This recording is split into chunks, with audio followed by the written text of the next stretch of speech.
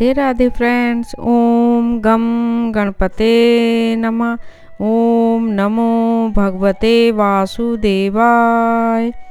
शरद पूर्णिमा 2023। शरद पूर्णिमा की रात लग रहा है चंद्र ग्रहण। चंद्रमा को खीर का भोग लगने से पहले जान लें जरूरी बातें।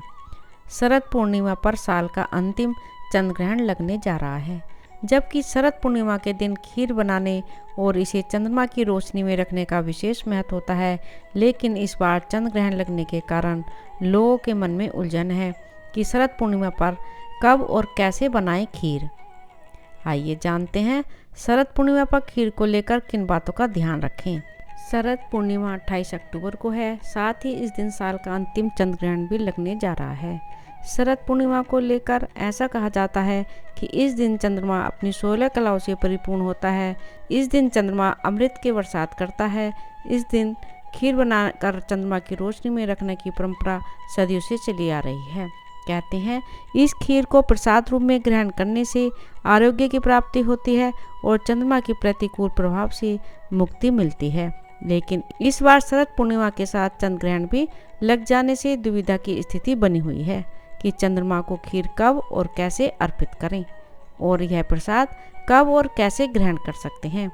आइए जानते हैं कि शरद पूर्णिमा पर चंद्रमा को खीर लगाने के लिए क्या रहेंगे नियम। चंद्र ग्रहण का समय रविवार 29 अक्टूबर को सुबह 6:35 पर सूर्योदय। चंद्रोदय का समय 28 अक्टूबर शनिवार शाम में 5:20 तक। चंद्र ग्रहण का सूतक काल शाम में 4:12 से आरंभ हो जाएगा। चंद्र ग्रहण आरंभ होने का समय रात में 1:05 से होगा और 2:24 पर ग्रहण समाप्त हो जाएगा। शरद पूर्णिमा पर खीर के नियम। चंद्र ग्रहण मेष राशि में लगने जा रहा है। इस दिन शरद पूर्णिमा भी है और शरद पूर्णिमा के दिन खीर बनाने का विशेष महत्व है।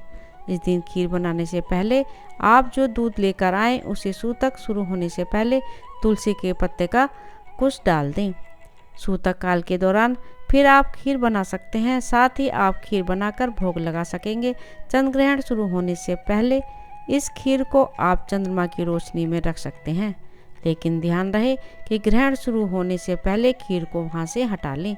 यदि संभव हो तो आज चंद्रमा के मोक्ष के बाद खीर को रख दें और सूर्योदय होने से पहले इसको हटा लें। चंद्र ग्रहण से पहले यानी सूतक काल में यदि आप खीर को चंद्रमा की रोशनी में रखते हैं तो इस बात का ध्यान रखें कि खीर उतनी ही बनाएं जो ग्रहण शुरू होने से पहले समाप्त हो जाए, क्योंकि ग्रहण शुरू होने के बाद वह दूषित हो जाएगी। शरद पूर्णिमा पर खीर खाने के लाभ। ऐसा कहा जाता है कि शरद पूर्णिमा के दिन चंद्रमा बेहद शक्तिशाली होता है। इस दिन चंद्रमा अपनी 16 कलाओं से परिपूर्ण होता है और चंद्रमा से अमृत बरसता है। शरद पूर्णिमा के दिन खीर जरूर खानी चाहिए। साथ ही इस खीर को खुले आसमान के नीचे जरूर रखना चाहिए। इसके सेवन से व्यक्ति को औषधीय गुण की प्राप्ति होती है। साथ ही इस खीर के सेवन से व्यक्ति को धन लाभ भी मिलता है। शरद पूर्णिमा के दिन समुद्र मंथन के दौरान माता लक्ष्मी का प्राकट्य हुआ था, इसलिए इस दिन को लक्ष्मी जी के जन्म दिवस के रूप में भी मनाया जाता है। कहा जाता है कि शरद पूर्णिमा के दिन देवी लक्ष्मी धरती पर आती हैं। शरद पूर्णिमा के दिन माँ लक्ष्मी जी की विधि विधान से पूजा अर्चना करनी चाहिए। साथ ही पूजा में सुपारी का इस्तेमाल भी करें। ऐसा करने से व्यक्ति को धन की कमी कभी नहीं रहेगी। शरद पूर्णिमा पर करते हैं ये 5 खास कार्य। ये कौन से 5 कार्य जरूर करने चाहिए। नंबर 1, पौराणिक कथा श्रवण।